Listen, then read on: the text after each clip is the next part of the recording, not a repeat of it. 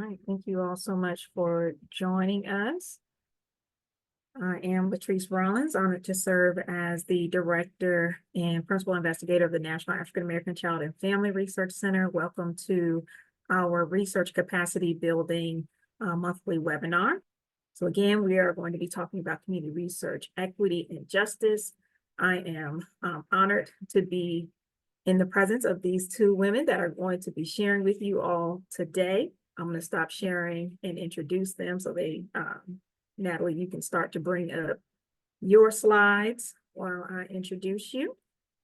But Dr. Natalie Hernandez Green, she is an associate professor in the Department of Obstetrics and Gynecology here at Morehouse School of Medicine. She is also the executive director and founding director of the Center for Maternal Health Equity. She has laid the groundwork for research in maternal health by establishing partnerships with local and national organizations, particularly related to maternal morbidity and mortality disparities, eliminating those disparities, evaluating maternal health interventions and programs, and validating effective measures of maternal mental health, medical distrust or mistrust, and psychosocial factors. And because of our wonderful relationship, she's allowed me to work on paternal engagement in maternal and child health. And so happy for her to be here with you all to share about the community-based participatory research that she has done and some of the work that we've been able to do together. She's received numerous awards for her research and dedicated to the community. She sits on local and national maternal health organizations. And so, again, I'm going to turn the floor over to Dr. Natalie Hernandez Green. Perfect. Hi. Good afternoon, everyone. Thank you so much for the opportunity to share something I'm really passionate about, and I'm going to try to get through as much as I can, but I think context is really important. But as Dr. Rollins mentioned, I'm Natalie Hernandez Green. I'm an associate professor in the Department of Obstetrics and Gynecology. Today, I'm going to go over a lot of different concepts and terminology, as well as provide some really great tools and strategies on how to really think about research justice, and then give you a case study, and then some other food for thought on how we can really move forward. But before we do that, I just want to talk a little bit about my positionality, because what I'm going to talk about today is really influenced by who I am. So I'm an Afro-Latina mother of two who grew up in the South Bronx, which is one of the poorest counties in the United States. And my lived experiences, along with my training in anthropology and public health, really deeply influence my worldviews and how I look at research issues and the way I frame research questions and conduct my studies. Many people in my family have died prematurely from preventable causes, and most women in my family have experienced what I'm really passionate about, which are maternal health issues. These personal experiences really drive my commitment to addressing health disparities and improving community health outcomes. And then a little bit about the Center for Maternal Health Equity. Dr. Rollins mentioned we were established in 2019 from the Georgia legislature, really to address and develop a center that would address maternal health inequities in the United States, well, in Georgia and the United States. A lot of our work is really centered around research, but we do a lot with community engagement as well as training programs. So before we get into methodologies and strategies, we need to really think about definitions, right? And making sure that we're speaking the same language. So research justice begins with the single question: who defines and controls knowledge production? Politically dominant institutions are not only dominant in policymaking, but they're also dominant in who produces knowledge. And there is an equity in the way research is conducted today. And so research justice really takes it to another level, where community members are the experts, where our communities are positioned as researchers rather than the objects of research and inquiry, and where our communities already have the capacity to conduct the research and really think about systemic inquiry into their own lived experiences. And I love this framework, and it's a framework that I use in most of my research studies and how we're really centering and amplifying the lived experiences of Black women in maternal health for our center. There are other concepts that are associated with research justice that we really need to understand. And I really love these pictures that show you the difference between equity, equality, and justice. So equality is really just dividing the resources. You see with the two ladders, like they both have a ladder, but it's not really factoring differences in need and ability. So everyone is given basically the same thing, right? And equity acknowledges that everyone doesn't start from the same place in life, that people and communities have been differentially impacted by a variety of circumstances, structures, and historical contexts. And so you see here with equity, yes, we're giving people the ladder and someone has the ladder that they need. So giving people what they need in the amounts that they needed in the ways that they needed, right? But justice really embraces these requirements and goes a step further, where it requires repairing and transforming circumstances, contexts, and systems themselves to be able to achieve and sustain equity and justice. And that's where you see not only do they have the two ladders, but they also have these structures to hold the tree in place. The other concepts that I'll talk about today is data justice, and that's an approach that really thinks about how we're collecting and disseminating data that have really harmed historically marginalized, or I like to call it politically marginalized communities. And for decades, if not centuries, data has really been weaponized against our communities that result in a lot of divestment. And data justice really helps to capture those forms of knowledge. Then you have what I'll talk a lot about too, is the difference between community-informed and community-led research. So community-informed is more or less organizational-led, and community-led are those approaches that are not led by an organization or other outsiders, but by a collective community process. Then you have quantifying versus qualifying, where traditional research prioritizes quantitative data, right? We constantly hear or see like data about our communities and different circumstances and really like what a lot of researchers call quantitative supremacy. So it often sideline things that would really be amplifying our voices, where qualifying really takes it a step further, where you're using and recognizing the lived experiences of people and using data strategies like narrative storytelling, qualitative research. Art has been used a lot for qualifying. Accountability is really using quantitative metrics to demonstrate accountability. But however, communities really value relational accountability. They value meaningful processes, communications, and feedback. And in a lot of times, and oftentimes in research, as researchers, we're not held accountable to our communities. And so again, this is a really important concept. And you'll see in future slides that I use that terminology for the ways that we're really thinking about how we're working with communities. And then there's intersectional community power building.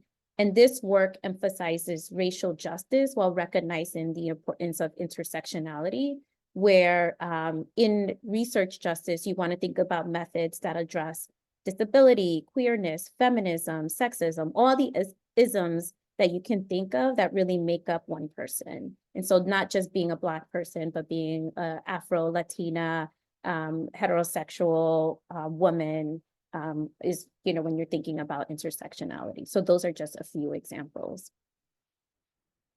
So why is research justice important? And how is it really different from other types of research methodologies that we use?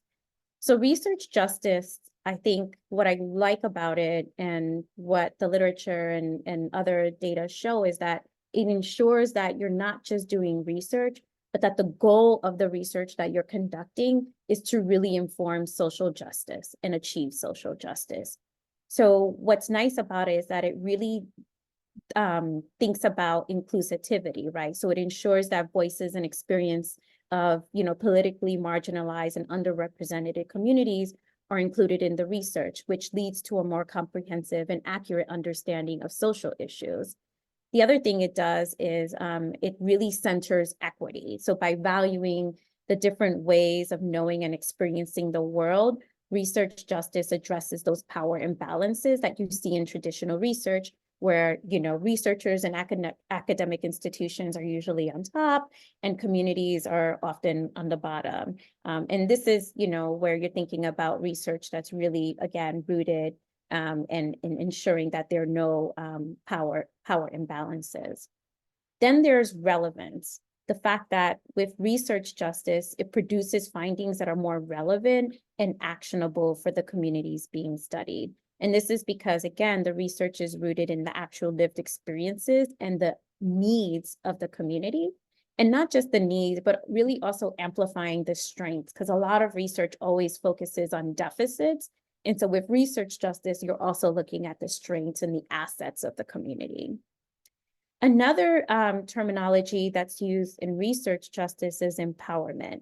So it really empowers communities by involving them in the research process. And I really love a colleague of mine, Karen Scott, who says, we're not here about empowering communities, but we're really here to just, provide tools to activate the power that community has. And so I think research justice, although in the literature it talks about empowerment, I really like that maybe it's just a tool that activates the power that communities have.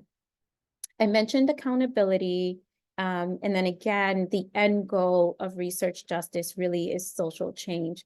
So by highlighting structural inequities and advocating for systemic change, research justice really contributes to social transformation. It challenges oppressive systems and works towards a more just and equitable society. I love this image from a group called Communities and Colors in Action, and it really demonstrates how academic institutions or traditional ways of research have controlled means of knowledge production and the ways that it does it. And so here you see the difference between grassroots and mainstream. And for those of you that have done like community-based participatory research or know what that is, it really is talking about, how lived experience, those terminologies that I used before, can really make a big impact along with some of the mainstream knowledge. But in research justice, we're really focused on that grassroots component. So research participation has been shaped by well-known and lesser-known human rights and ethical violations carried out predominantly, again, minoritized and politically marginalized communities. And these pictures, of course, one on the left that you're seeing includes the U.S. Public Health Service syphilis study at Tuskegee. There was also the Guatemalan syphilis study. On the right, you see a picture of Marion Sims, where they basically, the practice of OBGYN was done on enslaved women, Anartha Lucy Betsy. But, oftentimes when you think about, or when you hear researchers say, oh, there's so much distrust, they'll always bring up the syphilis study, right? But, the syphilis study is too often invoked and as a rationale for ongoing low participation in research, when we know that medical mistrust is not only based on historical traumas, but ongoing disrespect, devaluation, and discrimination towards our communities. The health of Black and Brown communities have long been compromised by interpersonal, institutional, and structural racism. So in addition to contending with these social drivers that contribute to health inequities, a lot of our communities that have been marginalized experience discriminatory healthcare practices, as well as discriminatory practices in research. So the principles of research justice are what you would think about, again, when you think about social justice movements or grassroots organizing, really about equity and fairness, addressing those power imbalances that, again, happen in traditional research methodologies. This means recognizing and valuing different ways of knowing and experiencing the world. And so methodologies that we like to use are stories, narratives, and again, alongside quantitative data. And then inclusion and representation, and not just like ensuring that people are participating in the studies, but that even the investigators and communities are included in leading those studies. And then the accountability and transparency. Researchers have to be accountable to the communities that they work with. This involves clear communication, feedback, and follow through on commitments that are made during the research process. It also includes sharing knowledge and resources with the community. And then something that's often not brought up, because there are different nuances when it comes to cultures, cultural relevance and sensitivity. And I'm not just talking about like cultural relevance of like Black versus Brown communities, but cultural relevance of in the context of the community. So North Atlanta versus South Atlanta, New York versus Georgia. You really have to think about the context that contributes to the nuances that you want to be able to explore in the research. And again, this principle recognizes the importance of that context in shaping, again, your research questions, the methods that you're going to use, and how you're even going to interpret the research. Another big principle of research justice is collaborative partnership. You need to build strong and think about equitable partnerships between researchers and communities. And this involves a lot of the principles that you learn about, which is mutual respect, trust, and shared decision-making, and not just in the beginning, but throughout the whole research process, from the research question all the way even to dissemination and translation of findings. And then something that's often not brought up, but that has to be a principle, is sustainability, because oftentimes as researchers, we come in, we do research, we leave, and then we leave with the funding and nothing is sustained. And it's just, what some of our community partners call a drive-by research study. So we want to ensure that whatever study we do using principles of research justice, that sustainability is really considered and at the forefront, like the very beginning of the research study, you're already thinking about sustainability. So emphasizing the importance of creating positive impacts through capacity building, because that's a way you can have research studies sustained, resource sharing, and then ongoing support. And lastly, as I mentioned, when you're thinking about the question, when you start research justice, is the aim is to really inform and change systems, is, social justice and transformation. So aiming to really dismantle those structural inequities through research. Because oftentimes we do research, we create really innovative interventions, but if systems aren't changed, then they're almost just like Band-Aids, right? And then, we can't really move forward and it would be all for nothing. So how do you implement research justice as a framework for research? There are different tools where research justice is really inherent in them. One is participatory action research, which people call PAR. And again, this really involves community members that are actively participating in the research process, from designing the study to collecting data and analyzing results. And this really benefits and empowers communities, ensures research is relevant and useful. And it's really similar to the second bullet point, which is called community-based participatory research agenda or research processes. CBPR is really a collaborative approach that equitably involves all partners in the research process. And with this one, it really is about co-leading rather than with the participatory action where communities are really leading in that work. And this promotes a lot of co-learning, capacity building, and ensures that the research outcomes directly benefits the community. Something that you also need to think about when you're using a framework of research justice is the co-creation of research agendas. Because again, oftentimes as researchers, we come into the community because, there was a funding announcement and now that's the topic of interest. And now we want to see if the community wants to work on that topic.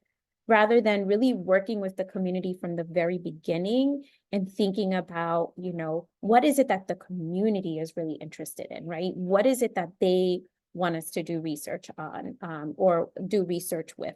What are the assets and the strengths of the community, how that's informing, what are the top health issues that are affecting that community?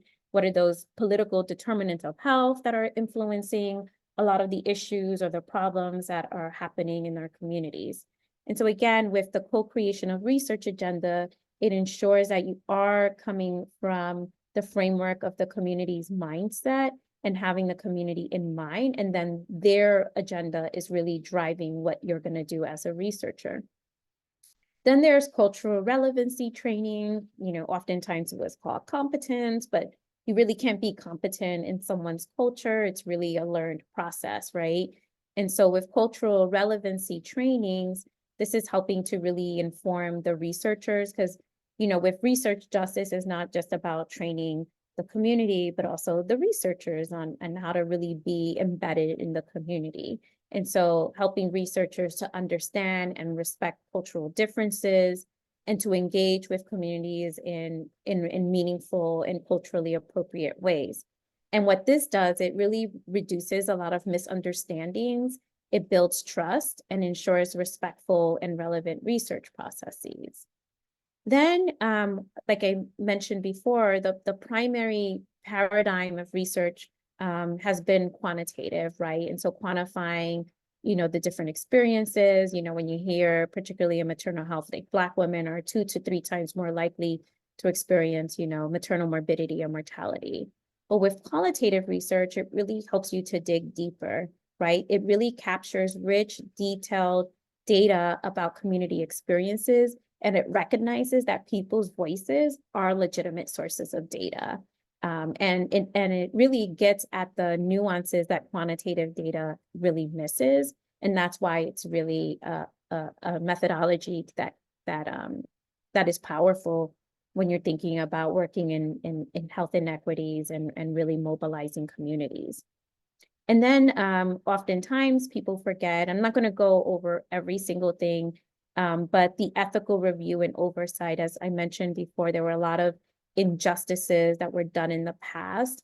And so in university systems and in academic institutions, we have what we call institutional review boards, and they ensure that you're practicing research in ethical ways.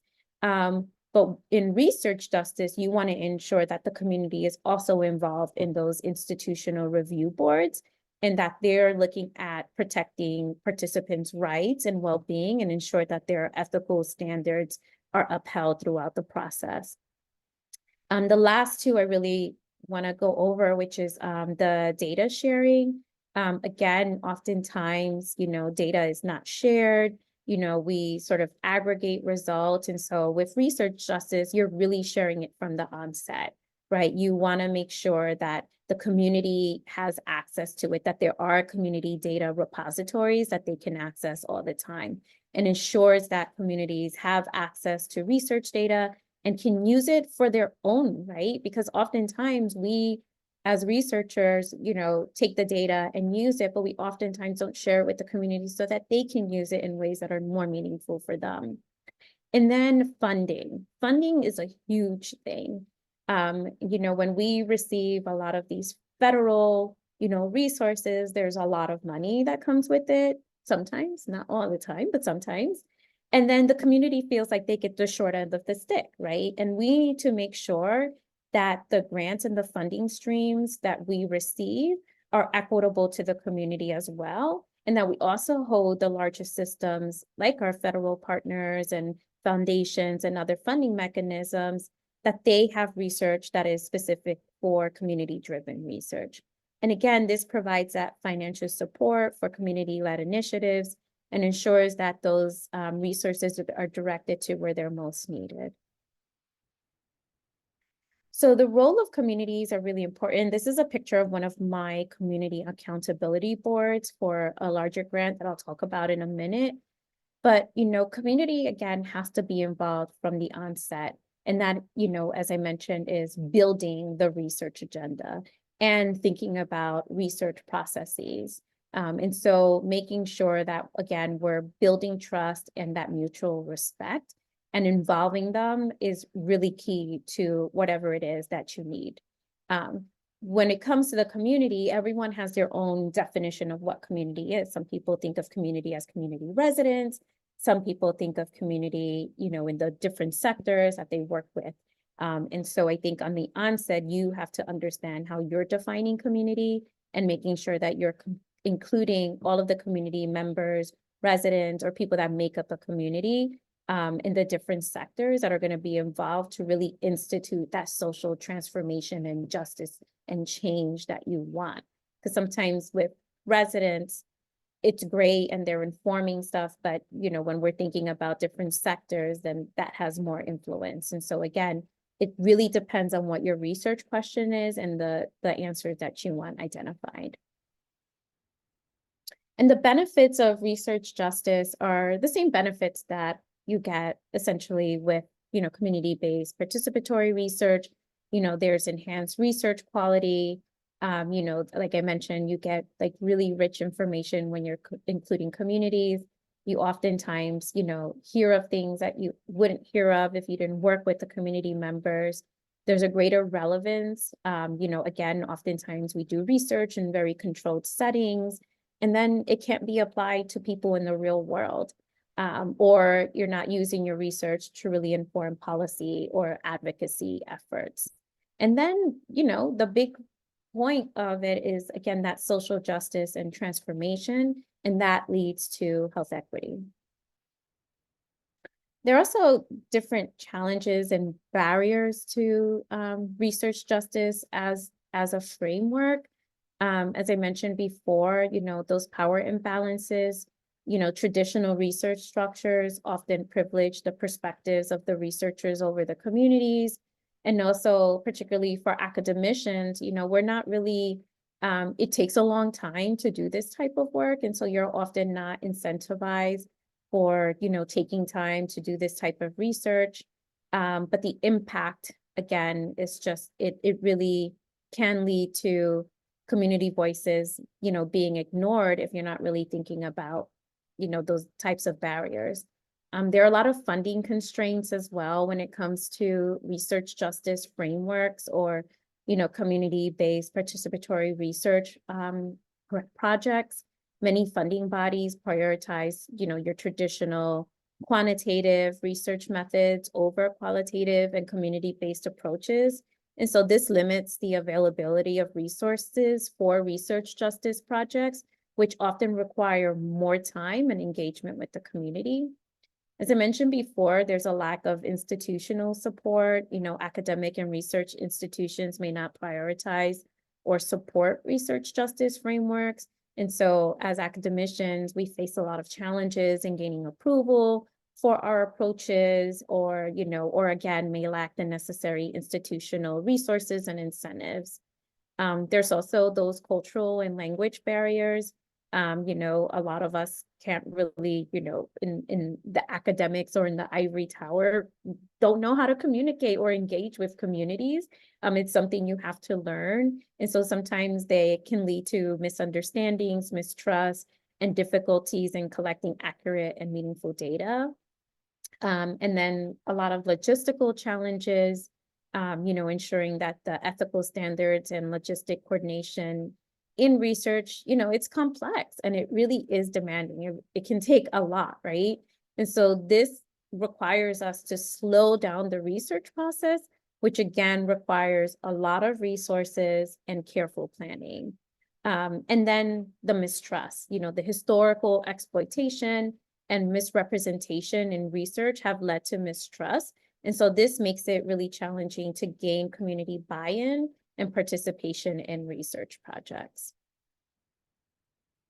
So the case study I'm about to present is an NIH, a National Institutes of Health research funded research. And this was to create a Center of Excellence in Maternal Health. And one of the things in prior formative work where we amplified Black women's voices and thinking about, what's happening in the leading causes of death of our communities was really maternal behavioral health, right? We know that, 1 in 5 women are affected by maternal mental health conditions. Overdoses, substance use disorders, and related harms are surging among Black women, and they're already a leading cause of maternal mortality among Black women in different states. And so, again, with this project, our research agenda, or even the topic for what we wrote the proposal, was informed by the community through the different investigators that were involved in the project. And so that's how we came up with maternal behavioral health research being the topic that we were going to focus on. The guiding frameworks for the study are really focused on, as I mentioned, different justice frameworks. So one, because it's focused on women, is, the reproductive justice framework, but then also, as you see here, the research justice framework. And so seeking self-determination for communities through centralizing the leadership and their voices. Again, over and over, the same thing, centering, amplifying, and acknowledging that communities' voices are essential. One component of it that we developed, and that was actually a part of the funding mechanism, was that community partnership core. And what we saw in Black maternal behavioral health research was that, our community voices weren't involved or weren't amplified in a lot of the work. There were not too many studies that were focused specifically on Black women and mental health or maternal behavioral health. But with our community partnership core, the things that we wanted to do was really shift the paradigm, make sure that within our work, we were healing and helping women heal from harms, that we were amplifying Black women's voices and their lived experience, that we were centering them, and that we were sharing and transferring the power back to them, and that we were going to be held accountable. And all of those guidelines came from a research justice framework. So again, the reproductive justice, research justice, data justice, and then I'll talk about the ACE conceptual model.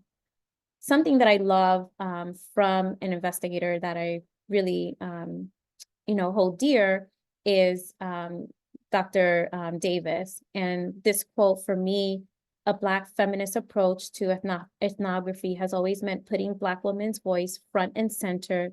Women's words are a legitimate source for knowledge production. How cruel and ironic that I even need to write that sentence."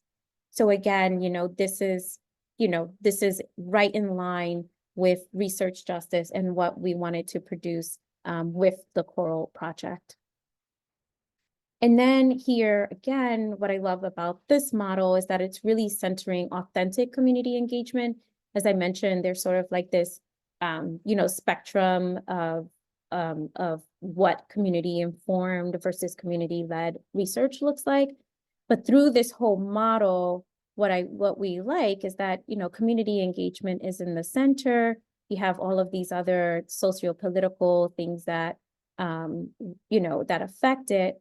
But lastly, you want to make sure that there's justice, that you have thriving communities that are going to be centered and will happen as a result of the work.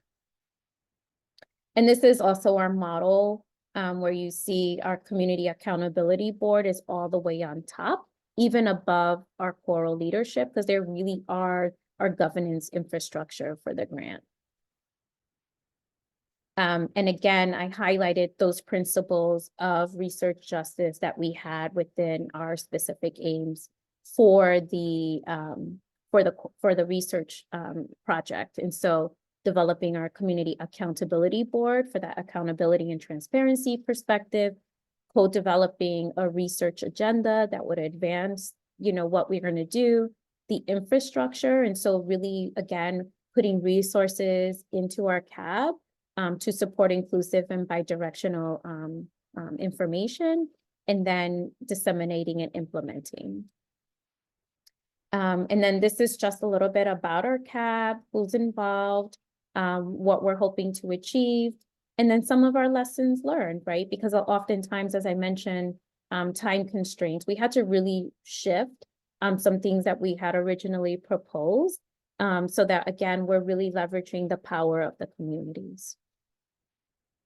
So the point of research justice really is to create social change, and you can't do that with having, the capacity to inform policy and help and work with communities around advocacy. And again, this part of research justice is important because it ensures that the research findings are communicated effectively and are going to lead to that social change, again, which is the first question that you should ask when you're thinking about doing research justice. And you do this with your data by using accessible language, visualizations, and storytelling techniques to really convey the significance of the research that you're going to conduct and its implications for policy change. And then moving forward, again, when you're thinking about research justice, we just hope that, again, you think about the participatory components of the research. What are those current relevant methodologies? Are you going to use storytelling? Are you going to use, the data sharing agreements? Are you going to make sure that, that these things are leading to, interventions that are really focused on equity and centering equity? Thinking about intersectionality, that we're not monolithic groups, that there are multiple things that make us up and that we represent. If you're working with communities, you have to make sure that you're building capacity, that there are trainings on both ends, right?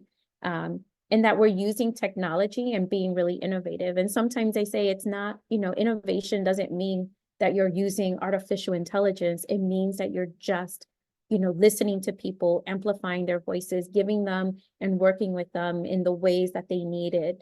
And then that accountability and transparency is really key. So I'll stop there and see what questions you have. Something that I do have is I put a lot of references for you all. And some of them have links, but a lot of what was informed through the presentation is in these references, as well as additional readings around research justice that I think would be applicable for any of the work that you all want to do. Awesome. Thank you, Dr. Hernandez-Green, for that awesome presentation. We're going to actually have people to put their questions in the Q&A and let Dr. Gray come up and start to share her presentation. Dr. Kalani Gray is a senior social science research analyst at the Office of Planning, Research, and Evaluation at the Administration for Children and Families. She focuses on adolescent pregnancy prevention, child welfare, substance use disorders, and innovative methods in this research. She also serves on the steering committee of the National African American Child and Family Research Center. And so we are pleased to have her here with us to give some thoughts and kind of reflection on community research, justice, and equity that Dr. Hernandez-Green shared with us. So you have the floor now, Dr. Gray.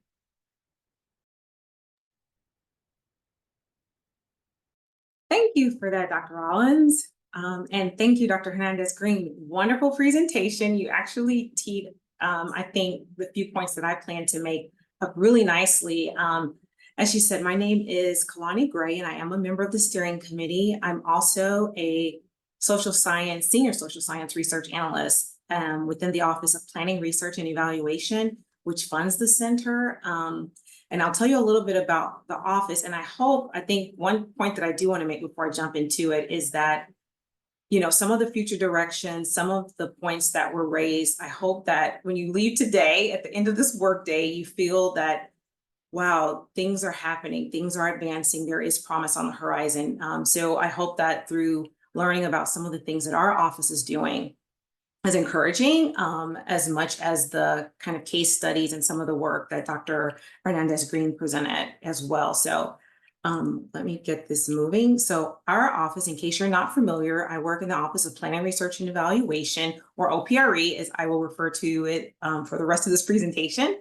It's an office within the Administration for Children and Families, and ACF is one of 12 HHS agencies.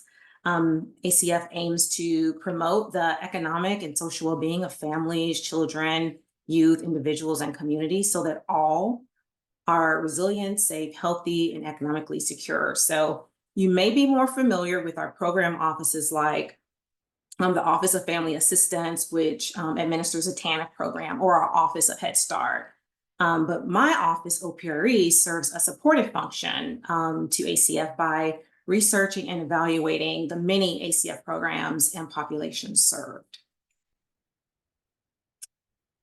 So Dr. Hernandez-Green outlined a lot of the fundamental aspects of research justice. And so my goal for the next few minutes is just to share how we're approaching this topic. And I think a good place to begin this discussion would be to highlight our evaluation policy, which undergirds our work. So there are 5 tenets, and I'll start with the first. And some of these terms you heard just moments ago. So rigor is our commitment to use the most rigorous methods when conducting research and evaluation to ensure that we yield the most accurate answers. Of course, we have to, walk that delicate line or balance feasibility when selecting our methods. So what's appropriate, what's possible? Relevance means that our evaluation should adhere to the legislative requirements because a lot of our work is congressionally mandated. But it also means that our evaluation should reflect the interest and needs, not only of our office leadership, HHS and ACF leadership, but our program office partners, our grant recipients, which include states, territories, tribes, local entities, just like the center where Dr. Hernandez-Green works. And importantly, it should reflect the interest needs of the populations that are served by these programs. So we're committed to relevance because we know that that's the only way that we'll ensure that evaluations produce useful information. So transparency, we just heard a lot about this, so I won't repeat Dr. Hernandez-Green's points, but what I want to add is as an office, OPRE strongly encourages all of our contractors to publish study plans prior to beginning the work. And we call this pre-registration. So that anyone can find out what's supposed to happen, who are the participants, how long should this be happening, what's the study design, the methodologies that will be used, and then you can follow that thread through to completion. The fourth tenet is independence. So we are committed to protecting the design, execution, analysis, and reporting of our evaluations from undue outside influence. And that's a really big issue, as we, kind of just heard about. And finally, ethics. When we think about ethics, we're thinking about research justice and equity, right? We're thinking about how to consider the cultural, linguistic, and historical nuances in our work. We're thinking about respect and dignity for the communities that are participating in our studies. And we're thinking about all of this from start to finish, not at the end, not just in the middle, but from start to finish, from the outset, as was highlighted earlier. So in 2021, I have to always think, in 2021, our office issued a statement acknowledging that racial equity has a specific application to the work that we do. So we know that different groups have differing experiences accessing our services or failing to access our services. And those differing experiences can sometimes be attributed to the historic and ongoing structural racism.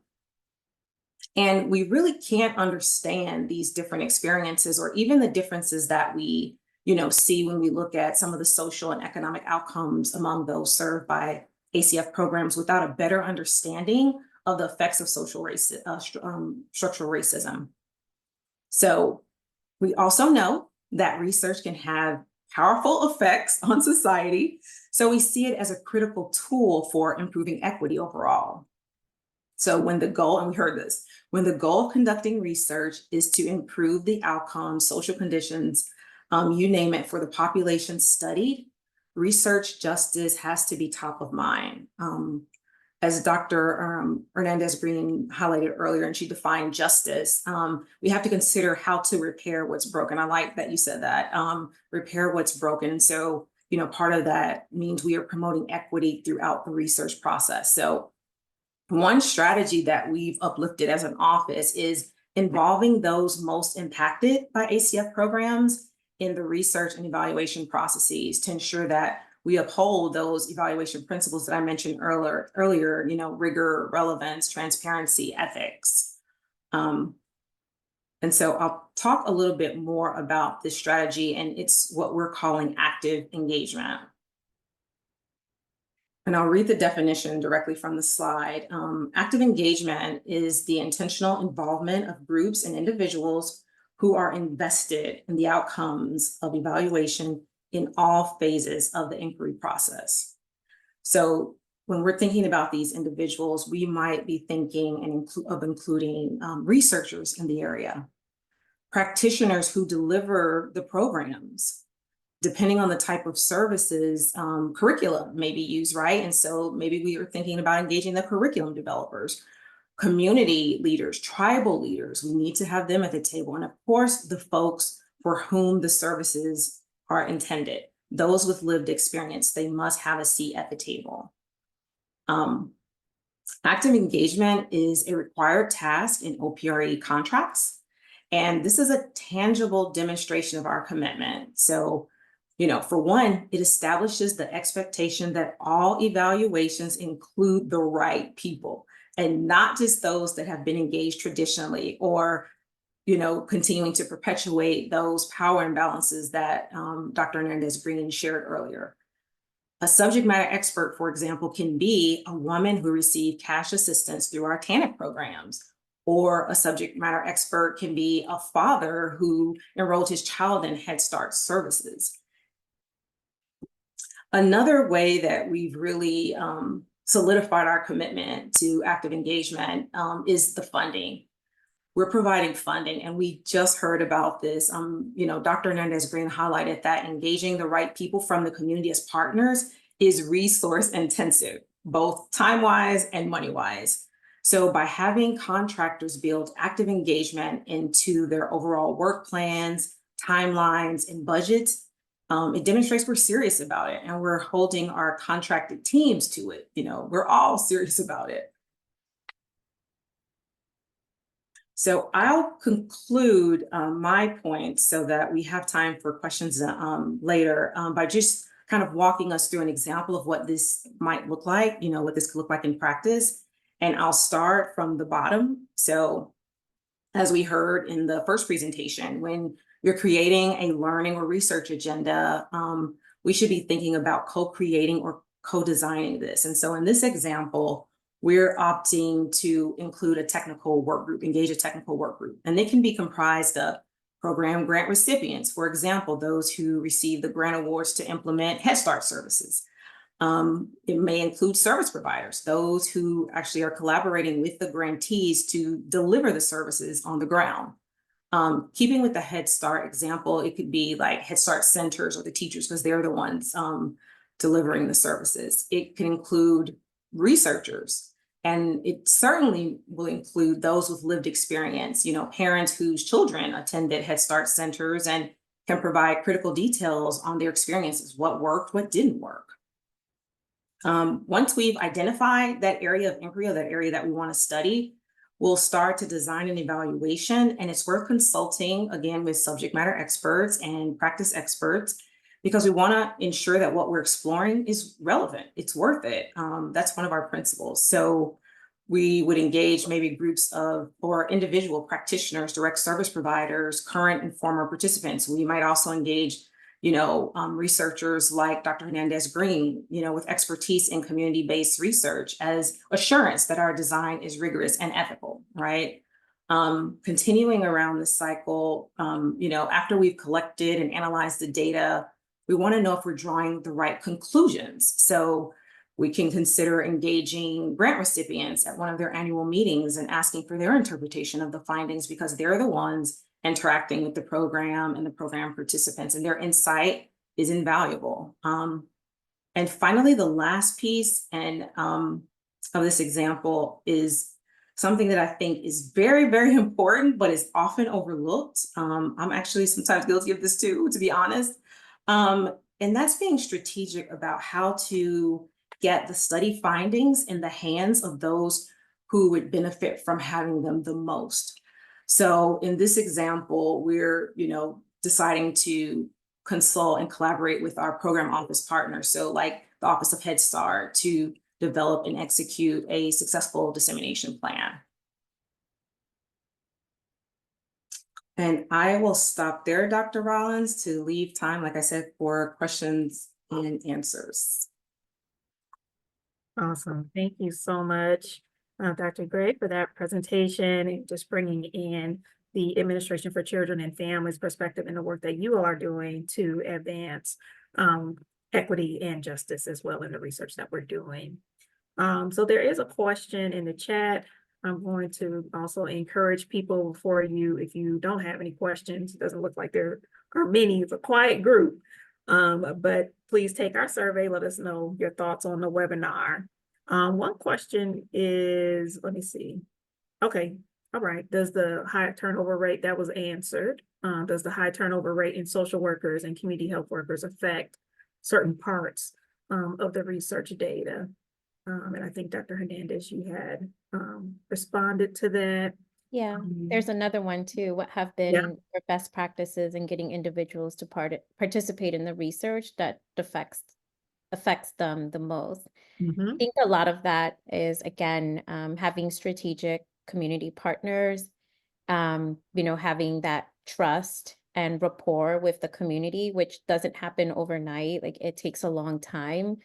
Having the most amazing team members like I have, who I know are watching. Hi, CMHE team. Thank you for everything you do, because it's hard work. It takes a long time, a lot of resources, a lot of sacrifices, to ensure that you're completely engaged. I think being open and transparent. I know one thing that has been, you can create the best flyers, you can do the best things, social media, but it really is word of mouth, right? Like, girl, I participated in this study. It was great. Like, they really cared about me. They followed up. We ensure that we're always sharing the data back to the community. So I think those are some strategies that have really been effective for us, where we can, in some instances, we had one survey where we were out in the community and libraries, and we got 400 surveys in 2 months. And some research projects, it takes years for them to get that many surveys, but you have to hit the ground running. And you're not wearing your lab coat and looking all cute, you got to look like the community, like I'm wearing today, our t-shirt and stuff. So again, I think there are different approaches. You just have to learn what works within your community. Like with the Latinx community, what we know works is the radio, and again, the word of mouth. Again, it's contextual. Awesome. Thank you for that. There's one more question. How do you navigate justice-related work within the constraints of federal research or federal funding? Very carefully. So, with the federal funding, we're not there, we're not using it for lobbying purposes, right? We're not using it for advocacy. We're helping to inform, right? And that's where the community partnerships are so important. So as the academic information, we're training, we're building the capacity, we're giving information, and the community is really out there, and they're the ones that are advocating and using that information. That's what Dr. Gray mentioned, right? That dissemination piece, that's where it becomes so critical, because that's where the community uses that information to do that social transformation and work on those justice-related issues that we need to accomplish. Yeah, carefully is the key. Let's see here. I think so. Just a comment. I don't know that this is a question. I appreciate Dr. Hernandez listing out the types of research that are considered justice, and she is so right about buy-in and value from others. My research is centered on gun-related violence and independent of academia and federal funding. And it can be really tough to get folks on all levels to find the value in gathering our knowledge to strengthen our community. Absolutely. Yep. And really, calling out the qualitative, data and the use of our words, that those are valid, and those can also be evidence, of particular issues that we're experiencing in our communities. So absolutely. And now y'all are talking. All right. How can, at the end, you had to think about it, I guess.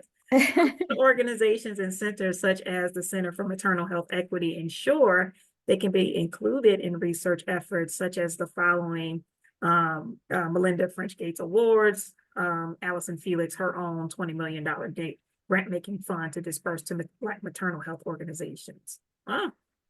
Yeah, I mean, through platforms like this and people learning about our work. But again, I think, you know, as Dr. Gray mentioned, that data is important, you know, ensuring that you're demonstrating the impact, not just through the quantitative data, and demonstrating that, but also the qualifying data, right? The centering and amplifying the voices and that relationship building where people would advocate for you. The only reason why the Center for Maternal Health Equity was established was because we had community members who were advocating and said if there was any institution that was going to focus on reducing inequities, it had to be within an HBCU, and it had to be people we trusted. And that's why we received that, you know, state appropriations to establish the center. And then our work spoke for itself, where we took a small seed funding and brought it up to a significant amount of money to be able to achieve the outcomes that we're hoping to achieve and that we have already achieved. Absolutely. And that's why you're here with us today. So hear and learn from you. I so much value your time. I know you're super busy. She's been on radio, on TV, all different things. So thank you so much, Dr. Hernandez-Green, for being with us. Thank you, Dr. Gray, for your commitment and dedication to the National African American Child and Family Research Center, being in all of our meetings and listening to all of the things that we're doing, but also sharing that ACF perspective, OPRE perspective of the work. So thank you so much, both of you, for your time today. And thank all of you who have taken the time to listen and learn from us. As I shared, this recording will be on our website here shortly for you all to go back to. If you need slides and things like that, please feel free to reach out to us with all the resources that both of our speakers have shared today. So thank you all so much, and please enjoy your evening.